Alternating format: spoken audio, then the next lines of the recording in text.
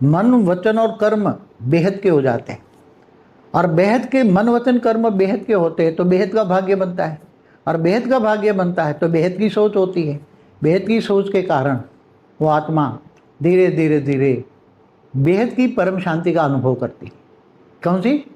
बेहद की परम शांति का अनुभव करती है। इसलिए फिर ये सबके बीच में रहते हुए भी, घर गृहस्थ में रहते हुए भी, उसको कोई संसार छोड़ के कोई सन्यासी बन के जंगलों में नहीं जाना है।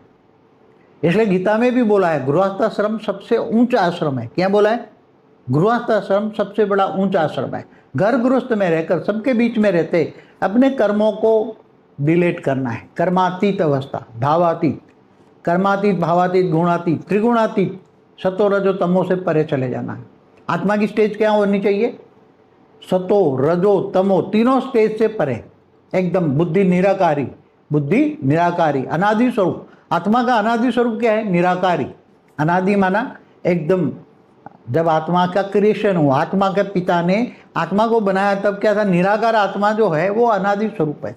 आत्मा का अनादि स्वरूप निराकार है। तो आत्मा धीरे धीरे परम शांति का अनुभव करती है।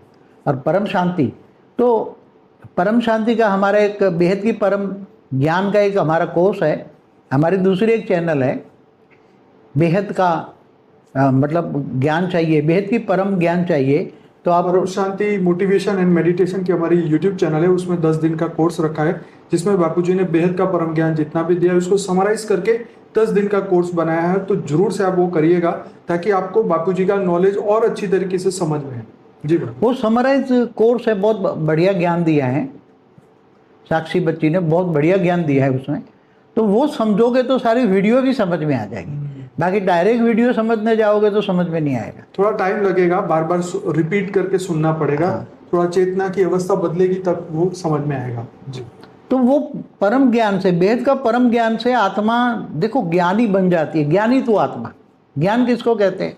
जब बेहद का परम ज्ञान आता है तो उसका मतलब है ज्ञानी तो आत्मा हद की चीज़ों से विराग हो जाता है, बुद्धि उपराम हो जाती, बुद्धि ऊंचते ऊंच परम धाम में लटकी रहती है। बुद्धि हमेशा कहाँ रहती है? क्योंकि याद वहाँ करना है जहाँ आप जाना है। तो आत्माएं अपना बेहद का परम ज्ञान से आत्माएं हद के कर्म बंधन से मुक्त हो जाती। क्या? हद के कर्मातीत हो जाती। हद के कर्म नहीं देखेंगे फिर। वो तो जो नियत कर्म है वो तो करना ही है, नियत कर्म तो करना ही है।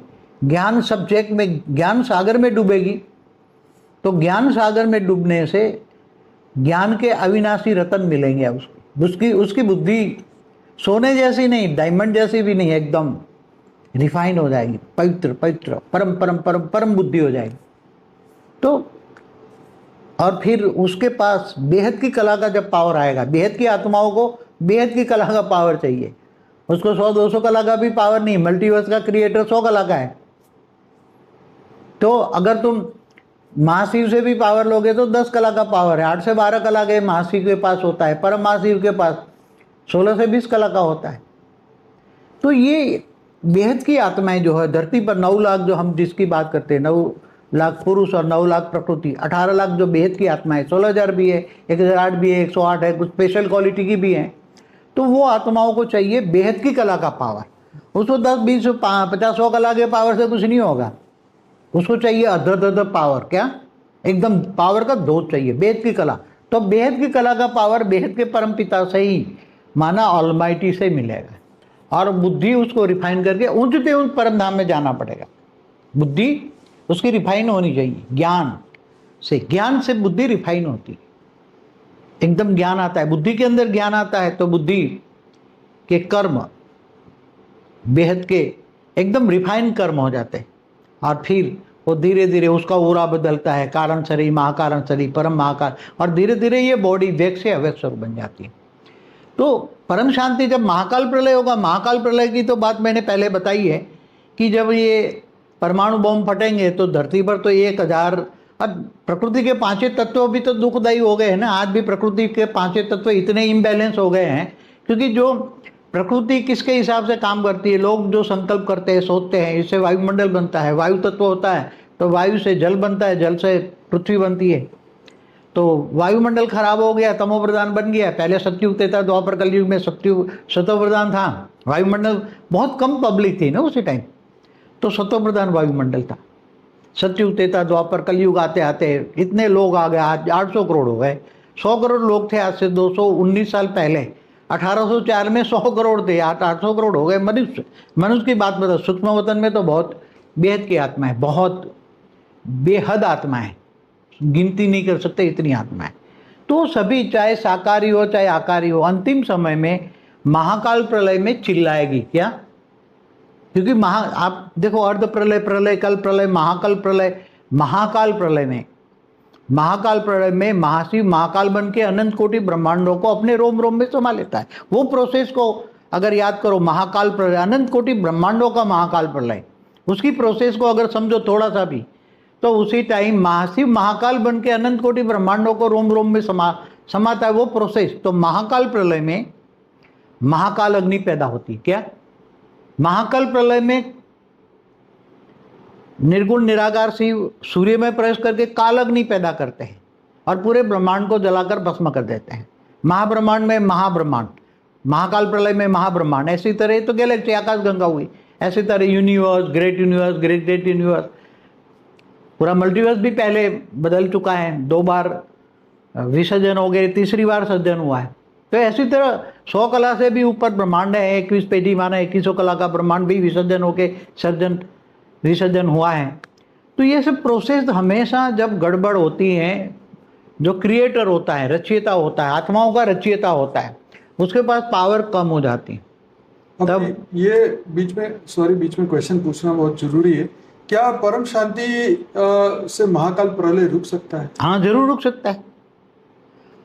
सभी आत्माएं परम शांति का ज्ञान ले, आत्मस्वरूप में स्थित होकर, क्योंकि संकल्पों में पावर कब आ जाती है? जब आत्मा आत्मस्वरूप में स्थित होकर आत्मा की पावर लेती है बेहद के परमपिता से, कनेक्शन जोड़ती है, तब पावर आती है। बेहद की कला की पावर आएगी तो आत्माओं का ओरा बदल जाएगा, धीरे धीरे उसका घर परम लाइट हाउस बन जाएगा। धीरे धीरे ऐसी आत्माएं पूरे धरती पर जो बैठी हैं, तो धरती पर जो करेगी वो सूक्ष्म में रही हुई आत्मा भी करेगी ना। सूक्ष्म में बैठी हुई आत्मा है ना, हर कोई के घरों में आत्माएं, उनके पूर्वज बैठे हुए हैं ना हर कोई घरों में, तो वो भी ज्ञान सुनेंगे ना। तुम्हारे घर में तुम ज्ञान सुनोगे तो पूर्वज भी सुनेंगे बैठे हुए सूक्ष्म जगत के। तो स्थूल जगत, सूक्ष्म जगत की आत्माएं पूरा ज्ञान लेती है, बेहद के परम ज्ञान लेती है, और बेहद का परम ज्ञान लेकर बेहद की परम शांति का अनुभव स्वयं खुद करती है, तो वायुमंडल में फैलेगी ना। परम शांति के वाइब्रेशन अंत में चारों ओर फैलेंगे। तुम जो सोचोगे चारों ओर फैलेगी ना वायुमंडल। जो अभी नेगेटिव सोच है तो नेगेटिव वायुमंडल बनता है, तो सभी के सोच से पूरा वायुमंडल बदल जाएगा। पूरा वायु तत्व के अंदर परम शांति के वाइब्रेशन फैलेंगे, और परम शांति चारों ओर सबको टच होगी। जो विनाशकारी ग्रुप है ना, मैंने बताया ना सूक्ष्म में विनाशकारी ग्रुप है, जिसने विनाश के साधन बनवाए साइंस के द्वारा, तो विनाशकारी ग्रुप भी परम शांति के वाइब्रेशन से ये विनाश रुक जाएगा। जो महाकाल प्रलय है ना वो रुक जाएगा, नहीं होगा। फिर लोग परम शांति का अनुभव करेंगे, एकदम आत्मस्वरूप बनेंगे। బేహద్ పరం మహాశాంతి. బేహద్ బాపూజీ బేహద్ పిల్లలకి ఈరోజు స్పెషల్గా మహాకాల ప్రళయంలో బేహద్ పరం శాంతి ఎలా పనిచేస్తుంది అనే టాపిక్ తోటి వీడియో ఫస్ట్ పార్ట్ మీరు విన్నారు. దీనికి సంబంధించిన సెకండ్ పార్ట్ నేను బిట్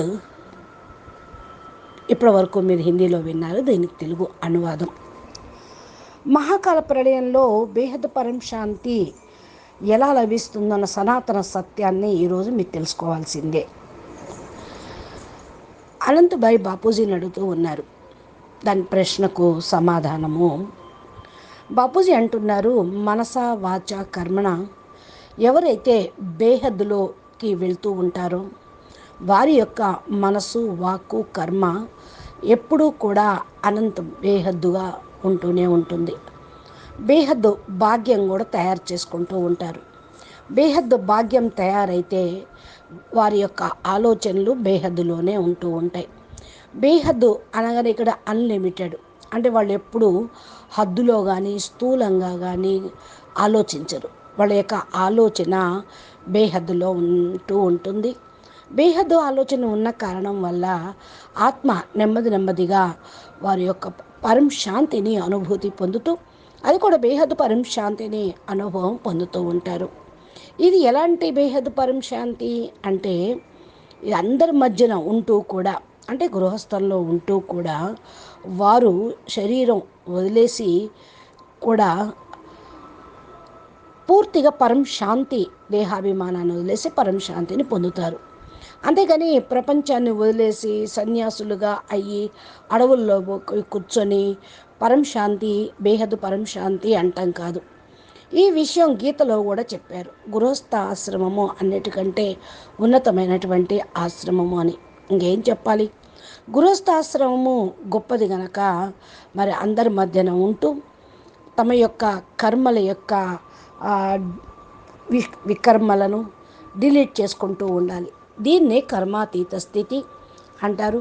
ఎప్పుడైతే కర్మాతీత స్థితి, భావాతీత స్థితి, గుణాతీత స్థితి, త్రిగుణాతీతంగా అవుతూ ఉంటారో అప్పుడు వాళ్ళు పరం శాంతిని అనుభూతి పొందుతారు. కర్మాతీత్ అనగా సతో రజో తమో ప్రధానంగా ఏవైతే కర్మలు ఉన్నాయో, స్థితులు ఉన్నాయో వాటిని దాటుకొని వెళ్ళిపోవటం. ఎప్పుడైతే ఈ స్థితిని దాటుకొని వెళ్తూ ఉంటారో, త్రిగుణాలకు అతీతంగా అవుతారో, ఆత్మ నిరాకారి స్టేజ్లో, ఆత్మ యొక్క స్టేజ్లోకి వెళ్ళిపోతూ ఉంటుంది. సతో రజో తమో ఈ 3 స్టేజెస్ తోటి పూర్తిగా అతీతమైతే బుద్ధి నిరాకారి అనాది స్వరూపంలోకి వెళ్ళి కూర్చుంటుంది. ఆత్మ యొక్క అనాది స్వరూపం ఏంటి? నిరాకారి స్వరూపం. అనాది అనగా పూర్తిగా ఆత్మ యొక్క క్రియేషన్. ఆత్మల యొక్క పిత పరమాత్మ ఆత్మలని తయారు చేశారు. అందుకని నిరాకారి ఆత్మ ఏదైతే ఉందో దాని యొక్క అనాది స్వరూపం కూడా నిరాకారినే. ఆత్మ యొక్క అనాది స్వరూపము అంటే అనాదిగా పరమాత్మ నుండి రచించబడింది. ఈ ఆత్మ నెమ్మదిగా పరం శాంతి యొక్క అనుభవాన్ని పొందుతూ ఉంటుంది. దాని యొక్క ఒరిజినాలిటీ అదే. ఆత్మ యొక్క నిరాకారి స్వరూపం యొక్క ఆత్మ యొక్క ఒరిజినాలిటీ అదే కనుక తప్పకుండా ఈ యొక్క సతో రజో తమో స్థితులను దాటుకొని ఆత్మ నిరాకారిగా అయితే పరం శాంతి అనుభవం అవుతుంది. బేహద్దు పరమ జ్ఞానము మనకు ఒక కోర్సు ఉన్నది. అది బేహద్దు పరమ జ్ఞానము బేసికల్గా మొత్తం వినాల్సిందే. అప్పుడు అనంతభాయ్ అంటూ ఉన్నారు, అది పరమశాంతి మోటివేషన్ మెడిటేషన్ ఛానల్లో, ఆ యూట్యూబ్ ఛానల్లో 10 రోజుల కోర్సు ఉన్నది. బాపూజీ యొక్క బేహద్ జ్ఞానం ఏదైతే ఇచ్చారో దాన్ని సమరీ మొత్తం 10 రోజుల్లో కోర్సుగా తయారు చేసి చెప్పడం జరిగింది. మీరు కూడా ఆ కోర్సును వినండి. అప్పుడు మీకు బాపూజీ యొక్క నాలెడ్జి పూర్తిగా అర్థమవుతుంది. ఆ వైపుగా మీరు ప్రయాణం చేయటానికి ఇది ఒక దోహదం మార్గము చూపిస్తూ ఉంటుంది. బాపూజీ అంటూ ఉన్నారు, ఇది సమ్మరైజ్ కోర్సు, చాలా గొప్పటి జ్ఞానము. ఆ సాక్షి చాలా చక్కగా జ్ఞానాన్ని ఇచ్చారు. ఏదైతే చెప్తూ ఉన్నారో వీడియోస్లో జ్ఞానము సమరీ అంటే సారాంశ రూపంలో ఉన్నది. డైరెక్ట్ వీడియోలు అర్థం చేసుకోలేరు. ఫస్ట్ ఈ కోర్సు విని బాపూజీ వీడియోలు వింటే మీకు అర్థమవుతుంది. కొంత టైం పడుతుంది. నెమ్మదిగా రిపీట్ చేసుకుంటూ వినండి. ఇంకోటి, వినేటప్పుడు పెన్ను పేపర్ తీసుకొని కూర్చొని మీరు రాసుకుంటూ ఉంటే కూడా మీకు జ్ఞానం అర్థమవుతుంది. చైతన్య స్థితిని మీరు పొందగలుగుతూ ఉంటారు. అప్పుడు జ్ఞానం అర్థమవుతుంది. బాపూజీ అంటున్నారు, బేహద్ పరమ జ్ఞానంతో ఆత్మ జ్ఞానిగా అవుతూ ఉంటుంది. నాకు జ్ఞాని ఆత్మలంటేనే ఇష్టము అని పరమాత్మ అంటూ ఉన్నారు. అసలు జ్ఞాని అని ఎవరిని అంటారు అంటే, బేహద్ పరమ జ్ఞానం ఎప్పుడైతే జాగృతం అవుతుందో, అంటే జ్ఞాని ఆత్మలుగా అవ్వటము అంటే హద్దు వస్తువుల నుండి వైరాగ్యం రావటం, బుద్ధి ఉపరామ స్థితిలోకి వెళ్ళటం, బుద్ధి ఉన్నతోన్నతమైన పరంధామంలోనే ఎప్పుడూ వేలాడుతూ ఉండటం, బుద్ధి సదా ఉన్నతమైన స్థానంలో ఉంటూ ఉంటే స్మృతి కూడా అక్కడి నుంచే వస్తూ ఉంటుంది. ఎక్కడికైతే వెళ్ళాలో అక్కడ స్మృతి తప్పకుండా రావాల్సిందే. బేహద్దు పరమ జ్ఞానం నుండి ఆత్మ హద్దులో కర్మ బంధం నుండి విముక్తి అయిపోతూ ఉంటుంది, కర్మాతీత స్థితికి చేరుకుంటుంది. హద్దు కర్మ ఇక ఎప్పుడు హద్దులో అని చూడనే చూడరు. వాళ్ళు ఒక నియమిత కర్మయోగి జీవితాన్ని గృహస్థంలో ఉంటూ చేస్తూనే ఉంటారు. చేయాల్సే వస్తుంది కదా, వాళ్ళకు డ్యూటీ అన్నమాట. కానీ కర్మ చేస్తూ కూడా జ్ఞాన సముద్రంలో మునుగుతారు. జ్ఞాన సాగరంలో మునగటంతో జ్ఞానం యొక్క అవినాశి రత్నాలు లభిస్తాయి. ఇప్పుడు దాన్ని బుద్ధిలో నింపుకుంటూ ఉంటే వారి యొక్క బుద్ధి కూడా బంగారంలాగా అయిపోతూ ఉంటుంది. డైమండ్ బంగారమే అంటే డైమండ్ కంటే కూడా ఏకదం పూర్తిగా రిఫైన్ అయిపోతూ ఉంటుంది. వారి బుద్ధి పవిత్రంగా పరం పవిత్రమైన బుద్ధిగా అయిపోతూ ఉంటుంది. వారి దగ్గర బేహద్ కళల పవరు కూడా ఓపెన్ అవుతూ ఉంటుంది. ఎప్పుడైతే బేహద్ కళల పవరు వచ్చేస్తుందో బేహద్దు ఆత్మలుగా వాళ్ళు అక్కడే వాళ్ళ బుద్ధిని నిలుపుతూ ఉంటారు. అయితే 100 కళలు 200 కళలు పవర్ కూడా ఉంటుంది. మల్టీవర్స్ క్రియేటర్ దగ్గర 100 కళల పవర్ ఉంటుంది. మరి మహాశివుడు దగ్గర కేవలం 10 కళల పవర్ మాత్రమే ఉంటుంది. అది 8 నుండి 12 కళలు మహాశివుడి దగ్గర. మహాశివుడి దగ్గర 16 నుండి 20 కళలు. ఇలా బేహద్దు ఆత్మలు ఎవరైతే ఉన్నారో వారు 9 లక్షల మంది ఇక్కడ రచించబడ్డారు. ఈ విషయం మనం చాలాసార్లు చెప్పుకున్నాం. 9 లక్షల మంది పురుషులు, 9 లక్షల మంది ప్రకృతులు, మొత్తం కలిపి 18 లక్షలు బేహద్దు ఆత్మలు. వీరు మొత్తం 16,000 మంది అన్నట్టు, అంటే అట్లాగే 16,000 మంది ఉన్నారు, 1008 మంది ఉన్నారు, 108 మంది ఉన్నారు. కొంతమంది స్పెషల్ కేటగిరీ ఆత్మలు ఉన్నారు. ఈ ఆత్మలు బేహద్దు కళల పవర్ కలిగినటువంటి వాళ్ళు 10 కళలు, 20 కళలు, 50 కళల పవరు అనేది వీళ్ళకు సరిపోదు. ఎందుకంటే దానికి సంబంధించిన వాళ్ళు కాదు. హద్దు అన్నిటినీ దాటుకొని వెళ్ళిపోతారు. అంటే ఈ యొక్క బ్రహ్మాండాన్ని, గెలాక్సీల్ని, యూనివర్సల్ని, మల్టీవర్సల్ని ఇలా దాటుకొని బేహద్దు కళల దగ్గరికి వెళుతూ బేహద్దు కళల పవర్ని పొందుతూ ఉంటారు. ఏకదం అయితే పవరు డోస్ కావాలి కదా, అందుకని బేహద్దు కళలు కావాలంటే బేహద్దు జ్ఞానం కావాలి, బేహద్దు యోగము కావాలి, బేహద్దు పరంపితతోటి కనెక్షను ఉండాలి. అప్పుడే బేహద్దు జ్ఞానము వస్తుంది, పవరు వస్తుంది. బేహద్దు పరంపితతోటి అనగా ఆల్మైటీ అథారిటీ తోటి కలుసుకుంటే బుద్ధి పూర్తిగా రిఫైన్ అయిపోయి ఉన్నతమైన పరంధామంలోకి వెళ్తూ ఉంటారు. బుద్ధి రిఫైన్ అయ్యే కొద్దీ జ్ఞానంతో వాళ్ళు యోగిగా అవుతూ ఉంటారు. ఏకదం పూర్తిగా రిఫైన్ బుద్ధి అవుతూ ఉంటుంది. అప్పుడు వాళ్ళ బుద్ధి బేహద్దు కళల పరంధామం వైపుకే ఉంటుంది. జ్ఞానం కూడా బుద్ధిలోనే నిలుస్తూ ఉంటుంది. బుద్ధితోటి ఏదైతే మనం సంకల్పం చేస్తామో, నిర్ణయం చేస్తూ ఉంటామో అది స్థిరంగా ఉండిపోతూ ఉంటుంది. ఏకదం రిఫైన్ కర్మలు కూడా జరుగుతూ ఉంటాయి. నెమ్మదిగా దీంతో వాళ్ళ యొక్క ఆరా మారిపోతూ ఉంటుంది. కారణ శరీరము, మహాకారణ శరీరము, మహాకారణ శరీరము నెమ్మదిగా వాళ్ళు మార్చుకుంటూ ఉంటారు. ఆరా మారిపోతుంది, పవర్ మారుతుంది, కలరు మారుతూ ఉంది. దీంతో నెమ్మదిగా బాడీ వ్యక్తం నుండి అవ్యక్త స్వరూపంగా అయిపోతారు. శాంతి అనుభవం కూడా పొందుతారు. ఎప్పుడైతే మహాకాల ప్రళయం జరుగుతుందో, మహాకాల ప్రళయంలో నేను ముందే చెప్పాను కదా, పరమాణు బాంబులు పేలేదే ఉన్నది. ప్రకృతి యొక్క పంచతత్వాలు కూడా దుఃఖదాయిగా ఉంటాయి. ఈరోజు ప్రకృతి యొక్క పంచతత్వాలు పూర్తిగా ఇన్బ్యాలెన్స్ అయిపోయింది. ప్రకృతి యొక్క లెక్కతోటే ఇవన్నీ కూడా జరుగుతూ ఉంటాయి. ప్రజలు ఏదైతే సంకల్పం చేస్తూ ఉంటారో, ఆలోచిస్తూ ఉంటారో, వాయుమండలం అదే విధంగా తయారవుతూ ఉంటుంది. వాయుతత్వం కూడా ఈ యొక్క పరంశాంతి వైబ్రేషన్ తోటి మారిపోతూ ఉంటుంది. ఇప్పుడు సంకల్పం చేసిందల్లా వాయువులోకి వెళ్ళిపోతూ ఉంటుంది. జలంలోకి నుండి భూమి లోపలికి వెళ్ళిపోతూ ఉంటుంది. వాయుమండలం అంతా పూర్తిగా ఖరాబ్ అయిపోయింది కదా. ఆకాశము, వాయువు, అగ్ని, జలము, నీరు పంచతత్వాలతోటే వాయుమండలం ఉన్నది. తమో ప్రధానంగా అయిపోయింది. ఫస్ట్ సత్యత్రేత ద్వాపర కలియుగాల్లో ఇంత తమో ప్రధానంగా లేదు. పోయిన కల్పంలో ఉన్న కలియుగంలో కూడా ఇంత తమో ప్రధానం లేదు. బాపూజీ లాస్ట్ కలియుగం ఎలా ఉంది, ఇప్పుడు ఇలా వండర్ఫుల్గా ఎందుకున్నది అని కూడా మన లైవ్లో వీడియోలో చెప్పారు. సతయుగంలో అయితే సతో ప్రధానమైన ప్రకృతి ఉంటుంది. అక్కడ కొద్దిగా పబ్లిక్ కూడా చాలా తక్కువగా ఉంటూ ఉంటారు. సతో ప్రధాన వాయుమండలం ఉంటుంది. త్రేతాయుగం, ద్వాపర యుగం, కలియుగం వస్తూ వస్తూ ప్రజల లోపల స్థితులు మారిపోతూ ఉంటాయి. ఇప్పుడు కలియుగంలో 800 కోట్ల మంది అయిపోయారు.